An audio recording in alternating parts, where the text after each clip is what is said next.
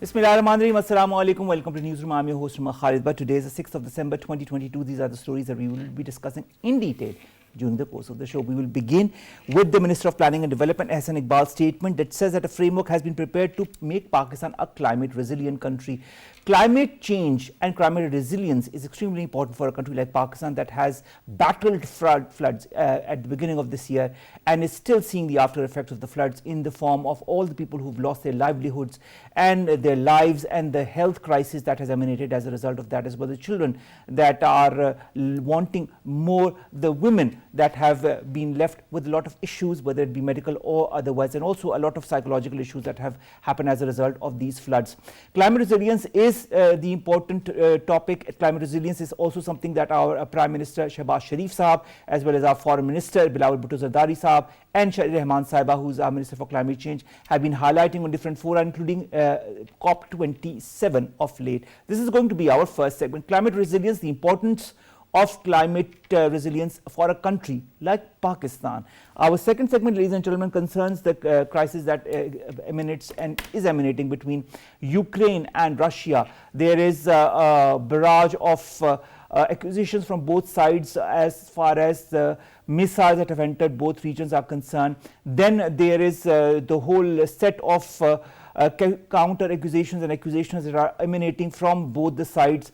Is there any leeway for peace? Is there any leeway for negotiations? What will happen for the future of this crisis, and how is the world being affected by it? This is going to be our second segment. Our third segment, ladies and gentlemen, concerns India and its brutalities on its minorities, especially the Muslims. A shocking video has appeared recently on social media that shows a 27-year-old man known as Adam Khan being lynched on suspicion of stealing in Nasalpura.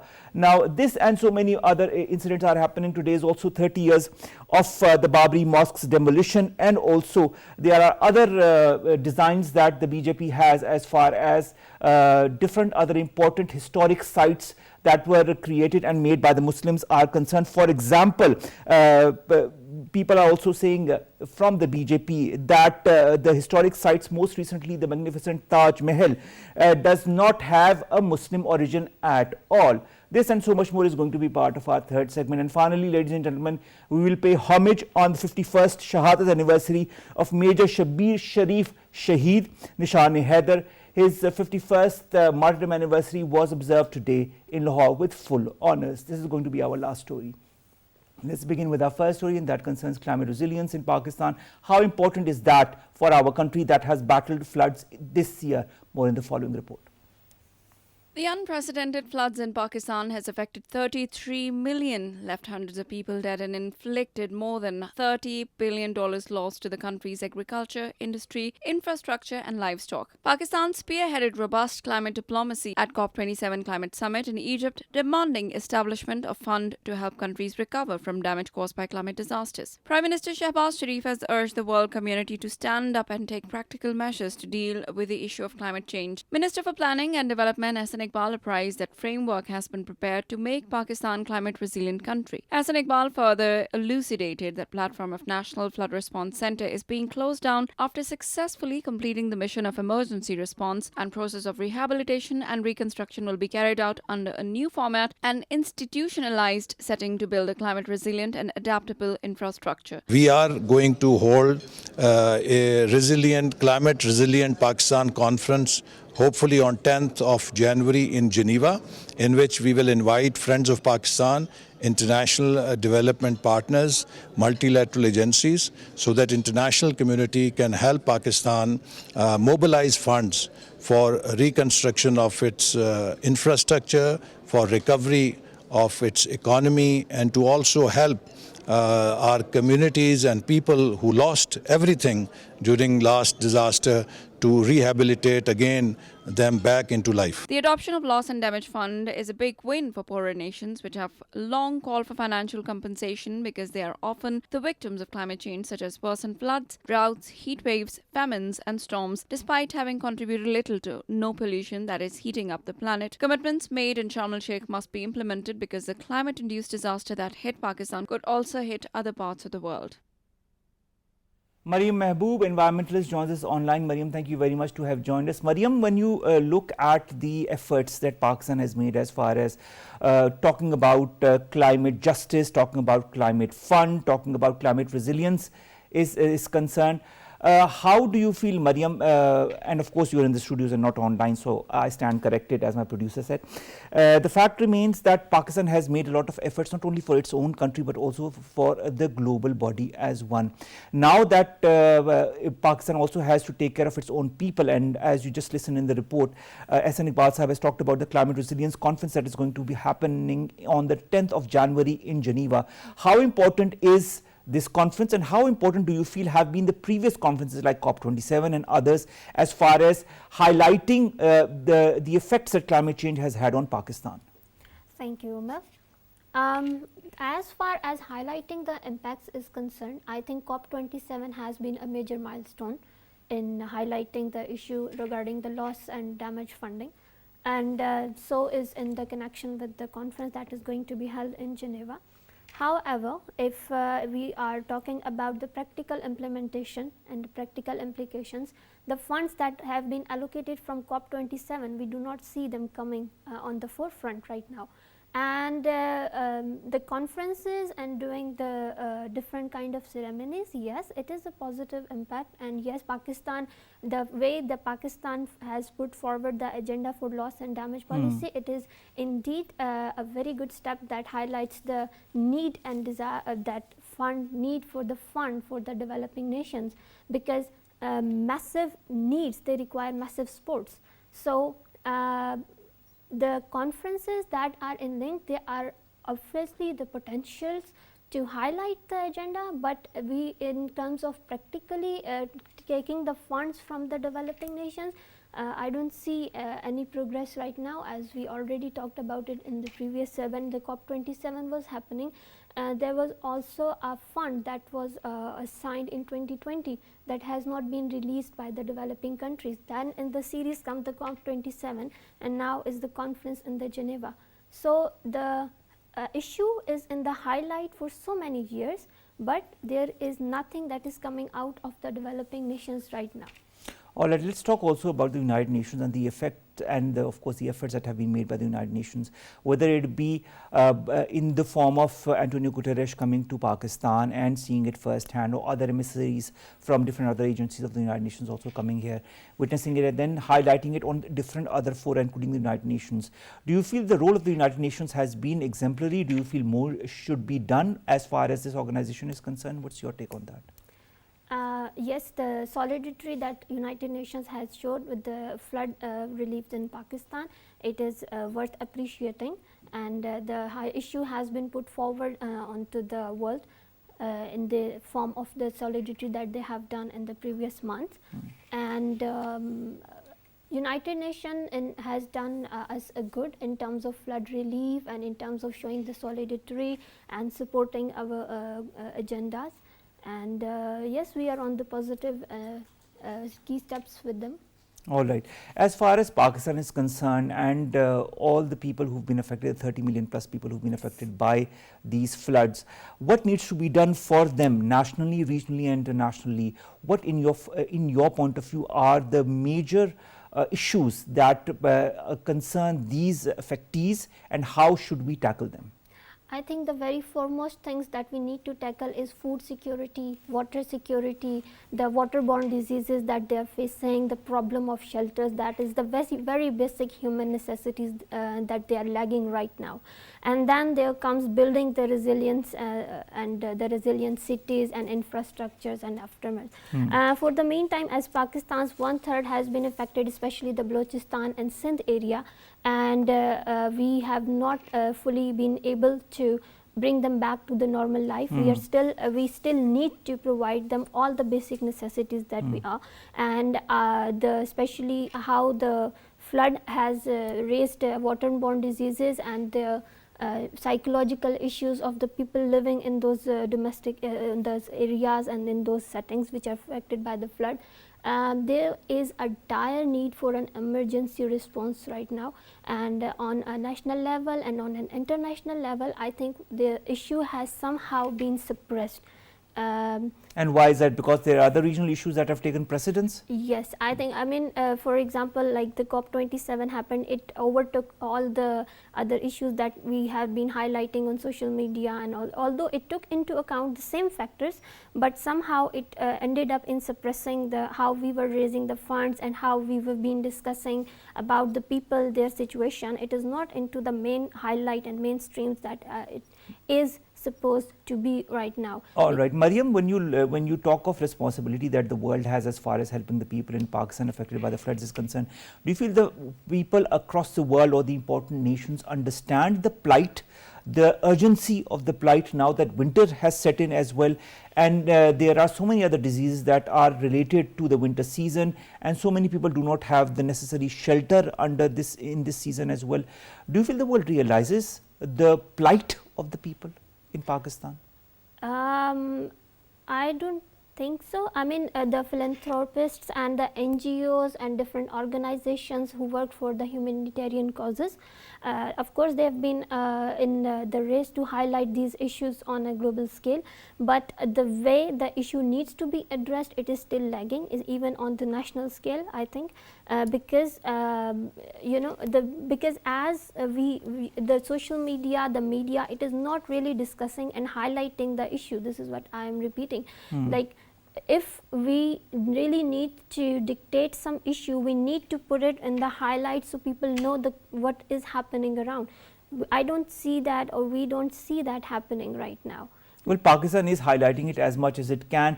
And speaking of Pakistan, Maryam, the Minister for Planning and Development, Iqbal, who you also heard in the report, has said that a framework has been prepared to make Pakistan a climate resilient country.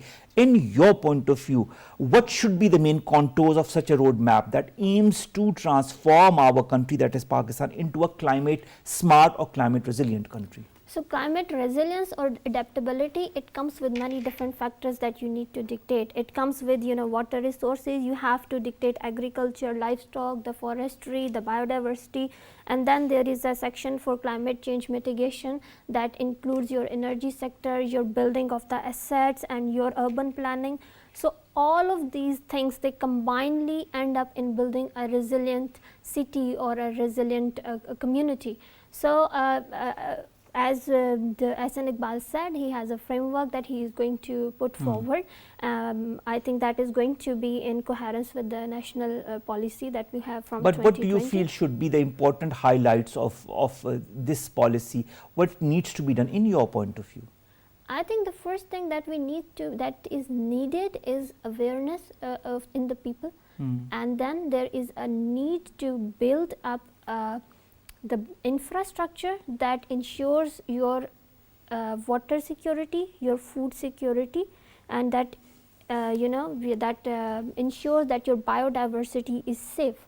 And because all of these things, one way or the other, they come to the human health in the form of direct or indirect thing.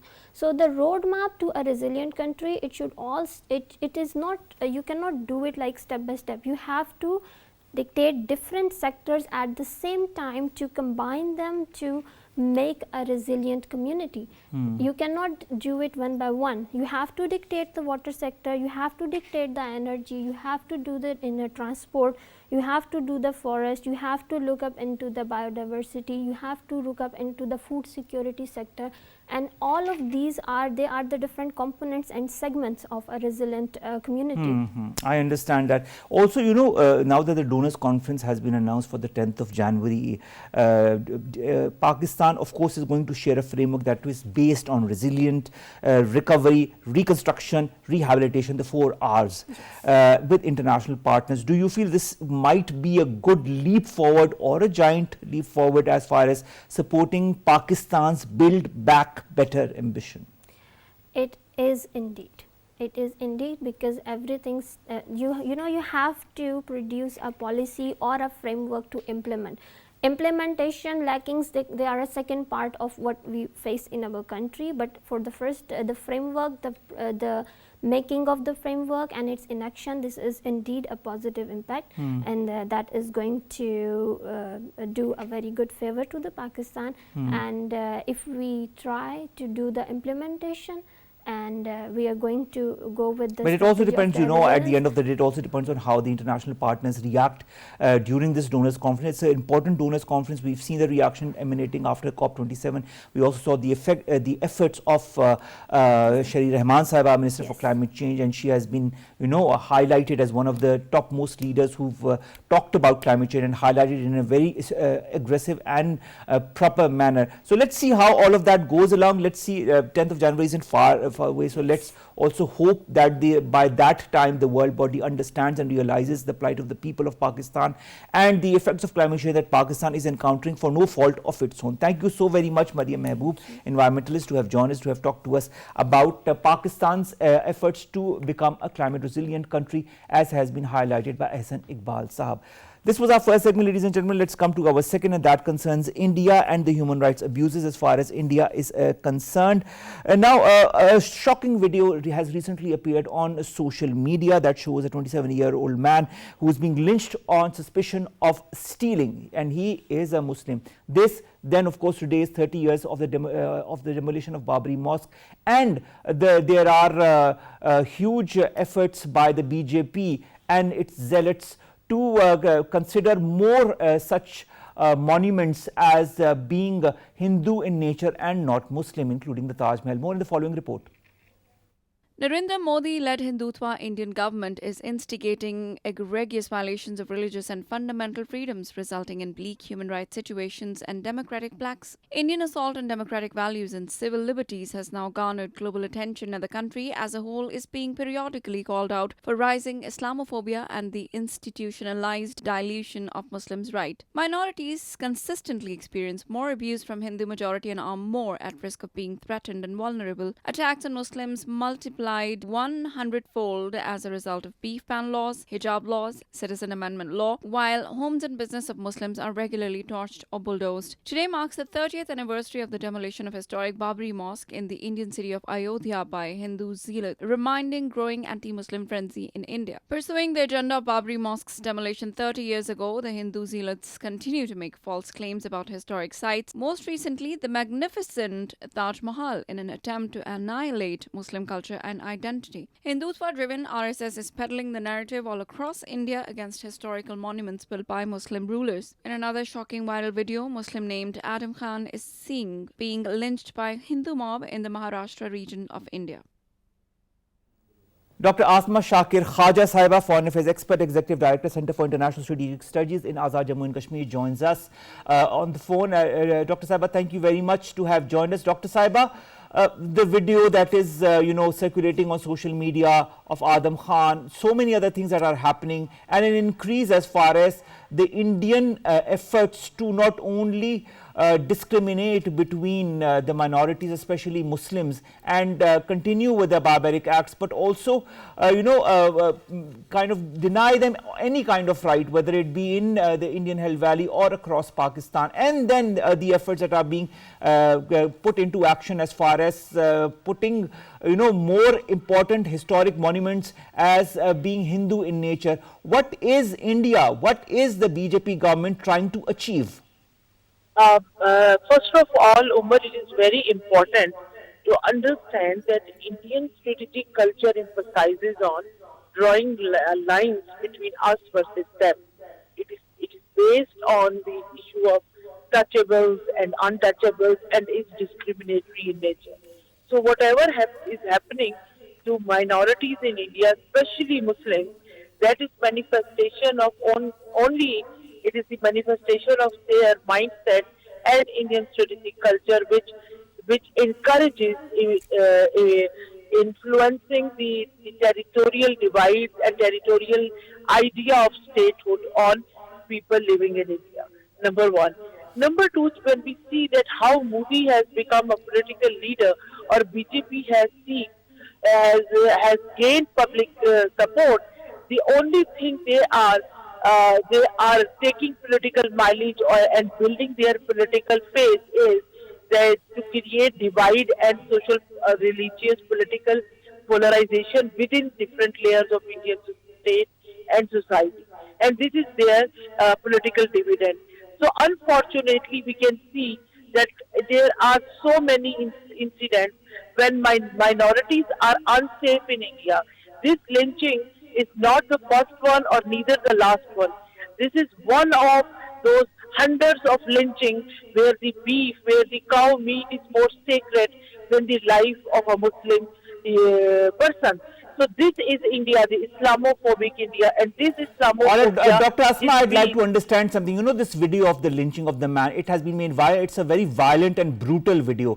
A similar video has also surfaced in Israel, where the Israeli forces are more or less doing the same on a Palestinian. Are there similarities? Is the Indian government following in the footsteps of Israel? I think that they are not, if they are not following, there are similarities of the mindset. There are similarities of the world view, the way they view their politics, the way they want to inculcate fear in the minds, in the hearts of the minorities, so that they should not ever able to experience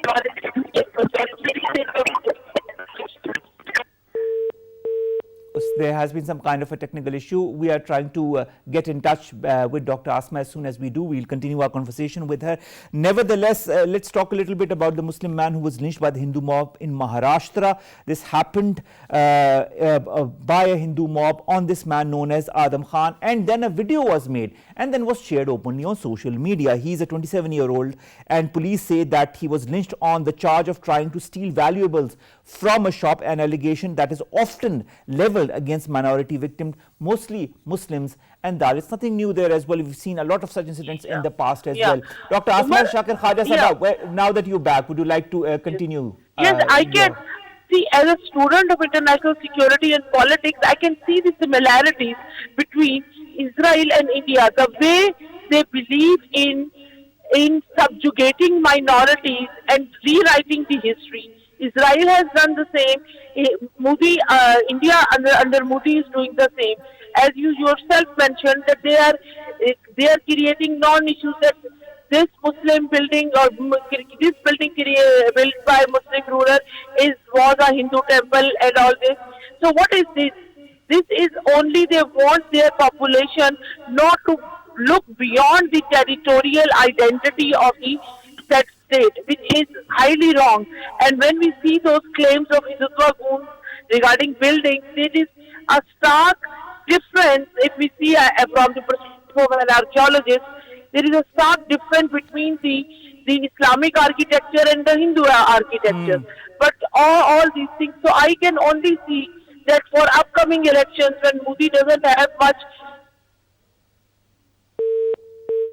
All right. Anyways, again, some technical issues. Nevertheless, we are going to get back to Dr. Asma Shakir Khawaja. Today is also the 30th anniversary of the demolition of the historic Babri Mosque by the Hindu zealots. That happened exactly on this very day, 30 years back.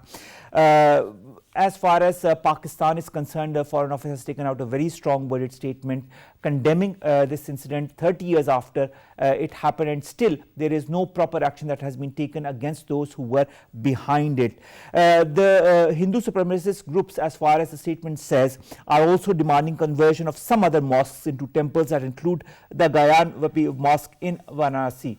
Dr. Asma Shakir Khawaja Sahiba, when today is also 30 years of the demolition of the Babri Mosque, there is this, then the fact of the Taj Mahal that they say has not been built by Shah Jahan. Then there are other, mosques that they want to convert into temples. Won't all of this lead to more tragedies like what we saw 30 years back on this very day when Babri Mosque was demolished? This is such a sad day for the history of subcontinent, in the history of subcontinent, when a historical building only to satisfy the fascist nationalism of radical Hindutva goons that was destroyed.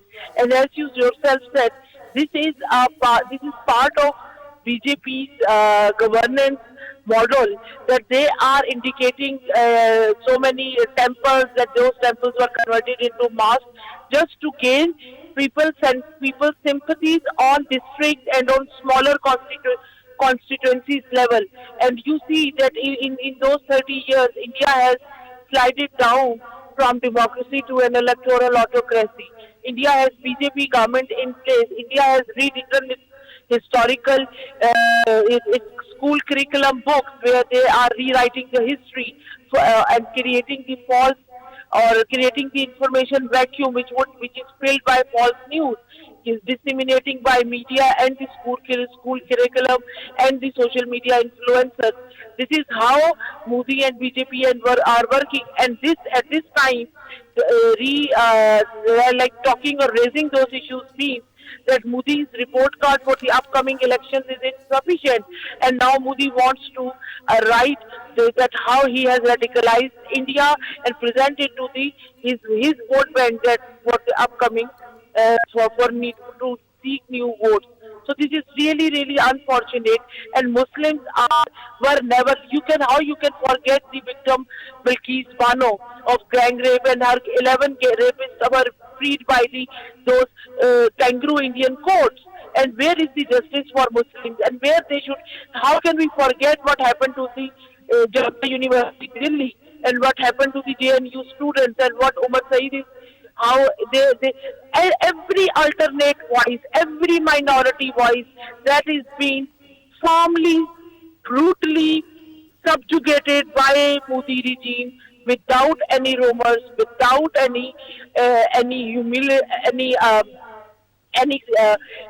sympathy for those poor voices. You see, all the peace activists, all the alternate narratives, including the great Arundhati Roy, including the great Indian philosophers, several who are actually should be the pride of India. Their presence and their voices have been marginalized in larger Indian. That is true. They are not the only examples, Dr. Asma, Shakir, Khawaja. There are so many other examples. If we had to just start on them, we'll go on for hours and hours.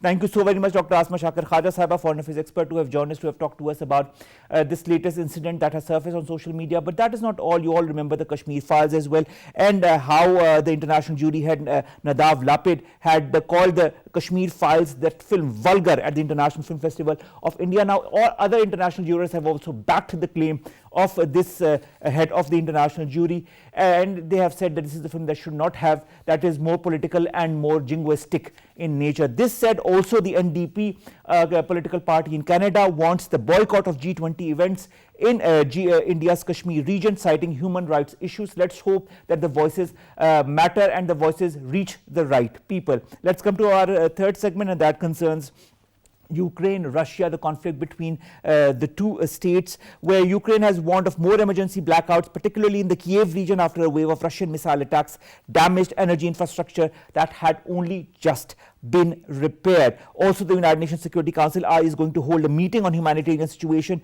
in Ukraine today. The meeting will particularly discuss the protection of children as well. We've been joined by Andrew Wrobel, who is the founding partner of Emerging Europe. Andrew, thank you very much to have joined us. Andrew, when you look at the current state of events as far as Ukraine and Russia is concerned, and the 286th day that this crisis has continued to engulf not only the two countries but the region and the world indirectly, where is all of this heading? Well, it's a very difficult question, to be honest, because it's been quite a while already, and it doesn't seem that it's going to end anytime soon. All right. Also, let's talk also about the price cap that has happened on the Russian seaborne oil that has come into force. But Russia has, wish-washed it as and has more or less not willing to adhere to it. What the now? Do you feel more pressure is going to come as far as Russia is concerned?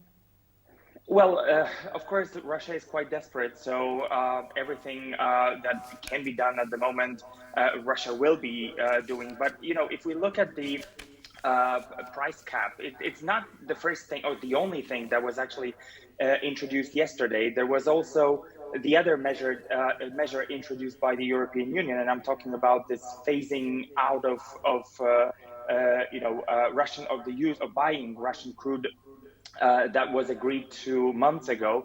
And if we look at the situation on the markets, that we didn't really have a major increase in prices. And of course, we need to look at one more thing. A global economic slowdown is sort of approaching. And I think this will reduce global oil demand in the coming years. So that should reduce the price as well.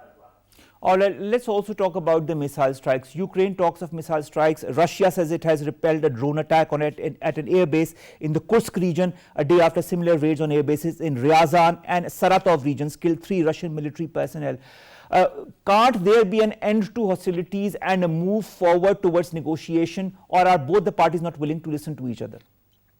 Well, I think, I would say that Ukraine is willing to listen. However, I don't think Russia is willing to listen because they have their own demands, and these demands cannot be accepted by either Ukraine or the international community. So I don't think there will be any, we will see any negotiations coming up soon. Well, speaking of negotiations, also I'd like to remind you that yesterday U.S. Secretary of State Antony Blinken said in an interview that the Ukraine conflict would end almost certainly with diplomacy and negotiations, and that just and durable peace was needed. The Kremlin said it agrees with the U.S. about the need for lasting peace in Ukraine, but does not see the prospect of negotiations at the moment. We also see, there are hostilities on both the sides, whether on the one side we've got Ukraine and all the West backing it, on the other side we've got Russia.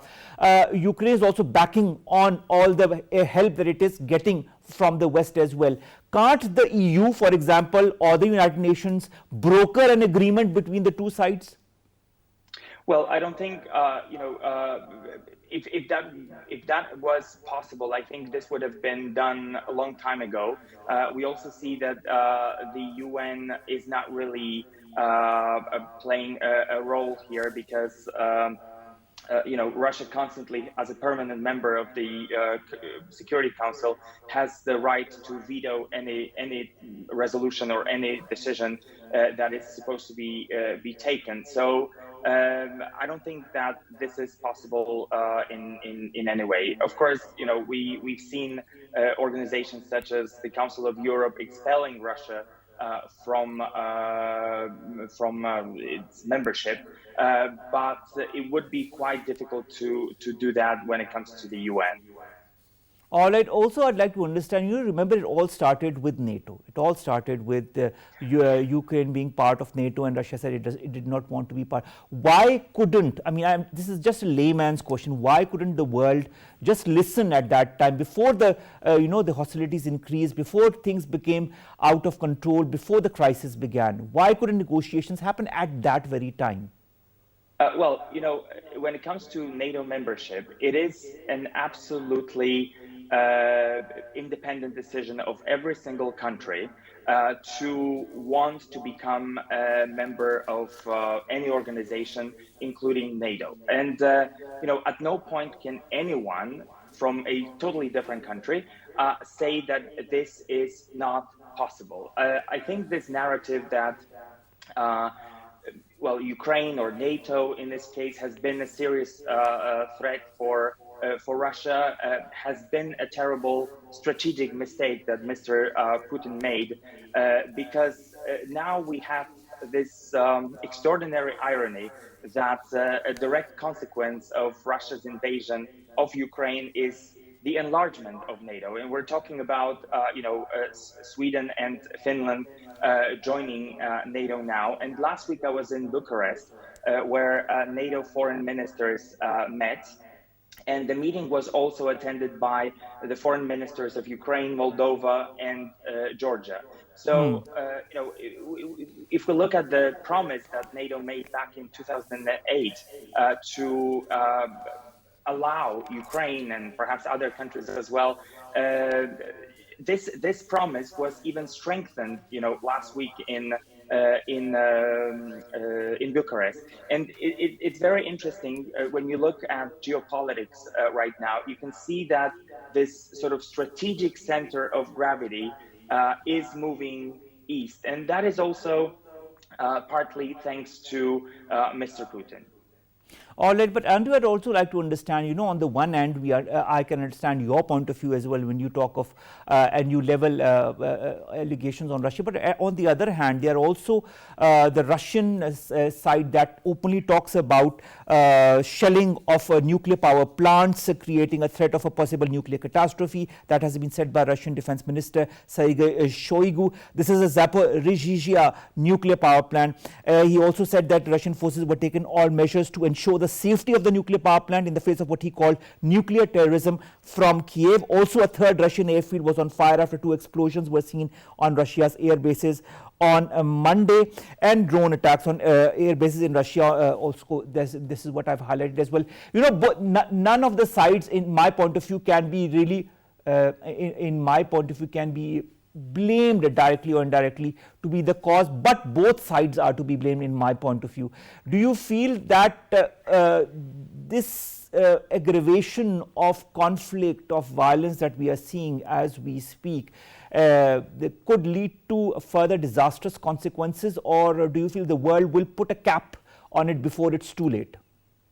Well, first of all, I disagree with what you said, unfortunately. And when it comes to both sides sort of having a role here, because, if we look at the very first thing, which is the invasion, it was not Ukraine that was asking to be invaded, or it was a decision made by Mr. Putin to run this special operation, as it was called originally, back in February. So all right.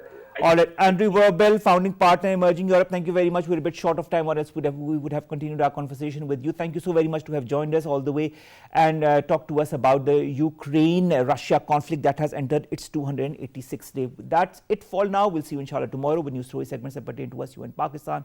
Allah Hafiz.